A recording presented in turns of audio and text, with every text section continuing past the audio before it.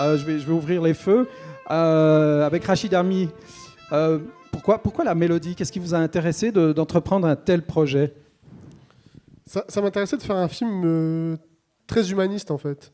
Un film qui se concentrait sur des personnages qu'on avait l'impression de connaître, des personnages qu'on avait un peu vus dans les médias et tout ça, mais qu'on racontait jamais de manière romanesque.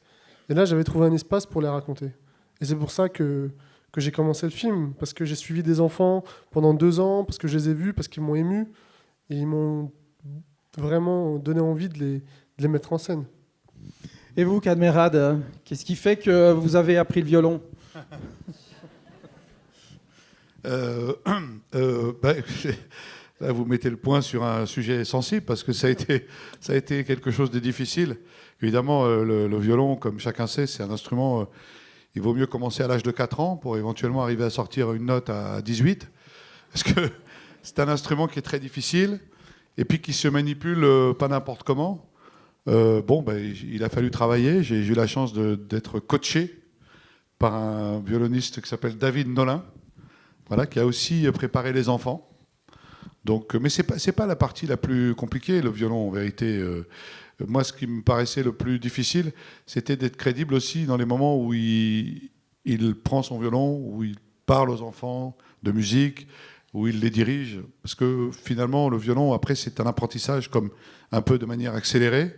Et puis voilà, ce qui m'intéresse, c'est pas qu'on parle de performance à ce niveau-là, quoi. Qu'on oublie même qu'il y ait cette notion dans le film. Mais bon, ça a été un travail, comme à chaque fois, voilà. En tous les cas, Rachid est un metteur en scène extrêmement exigeant, il faut le dire, mais dans le bon sens du terme. Parce qu'évidemment, je commence à avoir ma petite expérience aussi, donc j'en ai croisé des metteurs en scène. On a parlé de Philippe Lioré tout à l'heure, par exemple, qui est aussi quelqu'un de très exigeant. Après, Rachid, il lâche rien, quoi. Tant qu'il n'obtient pas ce qu'il veut. Donc, il y a certaines fois, effectivement, où tu as envie de dire, écoute, Rachid, je pense que c'est bon, quoi. On a la scène. Eh bien, non, effectivement, on continue. Et je me suis renseigné auprès de la monteuse. Je lui ai dit, mais dis-moi la vérité, est-ce qu'on prend vraiment les dernières prises, parce qu'on pouvait aller jusqu'à une quarantaine de prises, une quarantaine de fois la même chose. Et elle me disait, oui, effectivement, oui. Et c'est comme ça qu'il travaille, Rachid, c'est qu'il il avance en même temps. Et moi, j'aime bien ça. Ça ne me dérange pas trop, surtout quand on a vraiment confiance dans le metteur en scène, on se laisse complètement...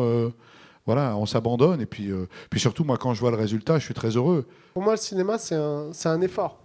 Et le processus, je prends tout le temps du plaisir. Même quand c'est dur, je prends beaucoup de plaisir. Donc, il n'y a jamais de moment où je me dis que je ne suis pas heureux de faire ce que je fais.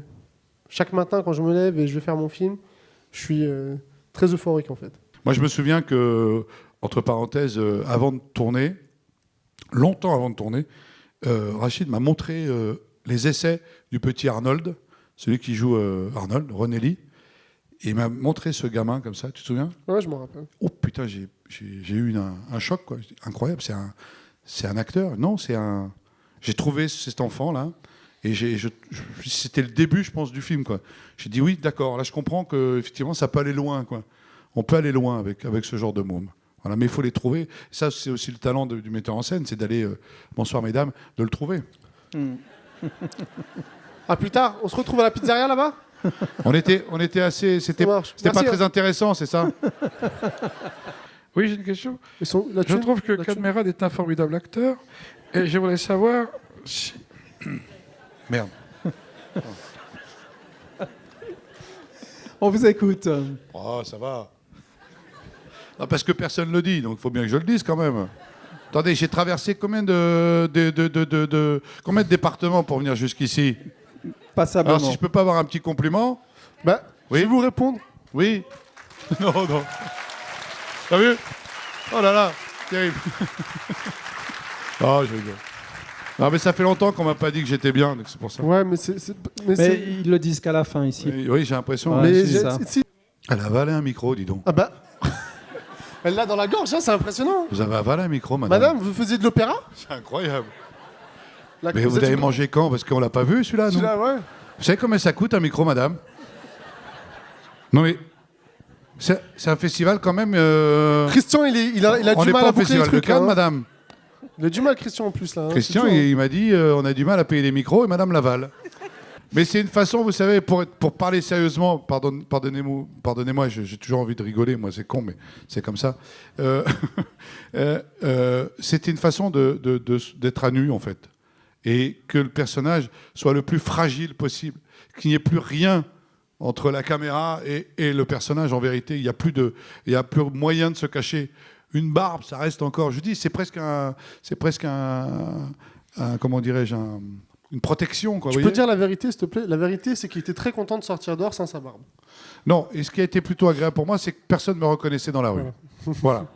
Donc j'étais tranquille. J'étais même obligé de me dessiner une barbe pour signer des autographes quand ça me manquait.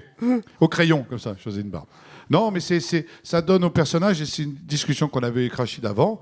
Effectivement, il a voulu, et également il m'a fait perdre du poids. Je ne sais pas si ça s'est vu vraiment, mais j'ai quand même perdu presque 10 kilos. Parce que voilà, il a voulu que je sois plus affûté, affiné. Et en fait, tout ça, c'est un personnage qu'on a dessiné, quoi. Il en a fait quelqu'un. Et c'est vrai que même moi, quand je vois le film, j'ai du mal à me reconnaître, de toute façon. Ce qui reste d'une aventure telle que celle-là, vous savez, c'est une vraie aventure de cinéma, en fait, la Mélodie. Parce que c'était très agréable de se retrouver sur un film où on pouvait marier un cinéma de genre, qui est celui qu'on connaît tous, de Billy Elliot, des Virtuoses, de Will Hunting, et en même temps apporter une vraie touche du cinéma d'auteur, qui venait plus de mon expérience avec Abdel ou Keshish ou avec Arnaud, avec des acteurs qui étaient non professionnels, avec une façon d'interpréter des personnages qui étaient beaucoup plus dans la réalité, dans un naturalisme fort. Et surtout de cette collaboration que j'ai eue avec Cad, qui a été vraiment fantastique, parce qu'on s'est retrouvés tous les deux à s'ouvrir une pure passion de cinéma et à se bagarrer sur chaque séquence pour les mener le plus haut possible. Et ça, c'est un souvenir qui restera à jamais marqué dans ma tête, quoi. Et vous, Cad? C'est difficile. J'ai envie de dire, évidemment, ma relation avec Rachid qui est très forte aujourd'hui. Depuis, c'est vrai que Rachid et moi, on est très très proches. On a même des envies de faire d'autres films ensemble, je crois. Hein. Bah oui. On a déjà l'idée d'un film ensemble, qui est en plus encore plus personnel et plus intime pour lui. Et j'en suis heureux de pouvoir de le faire avec lui. C'est ça qui vient de cette qui nous reste. C'est vraiment une relation, même avec les enfants. Oui, quand j'ai retrouvé les deux petits là, René Lee, celui qui joue Arnold, je sais pas, ils sont transformés, ces enfants. Et ce qu'ils ont vécu à Venise, je peux vous dire, waouh, ils ont peut-être pour la première fois de leur vie, on les applaudissait, on les récompensait, parce que ce sont des enfants qui sont mis en échec en permanence, de toute façon, et on le sait bien. Et avec ce film, j'ai l'impression qu'il va se passer quelque chose dans leur vie qui va peut-être... voilà, c'est la moindre des choses, c'est un film, hein, c'est rien. Mais quand même, j'ai vu ces enfants transformés, moi. Et ça me plaît, moi. Parce que en fait, j'adore les enfants, et j'ai moi-même un enfant de leur âge, et je suis tellement... Voilà, c'est tellement important pour moi voilà, moi j'ai eu de la chance, moi. Voilà, j'aimerais bien que tout le monde ait de la chance comme moi, en venant de quartiers difficiles, en gros, et d'arriver comme ça, à avoir des gens en face de vous, de faire un métier qui nous plaît, quoi. Voilà. C'est un tout, hein, tout ça. Je suis un peu parti loin là, mais bon. Non, je veux compléter un truc que tu dis qui est très intéressant. C'est vraiment le caractère. Tu vois, c'était un film vraiment sur les êtres humains. Et à la fin, c'était ce qui reste du film, c'est les êtres humains, en fait. Et c'est ça qui me prend les tripes quand je pense à la Mélodie. C'était vraiment une aventure humaine hors norme, quoi, jusqu'à aujourd'hui.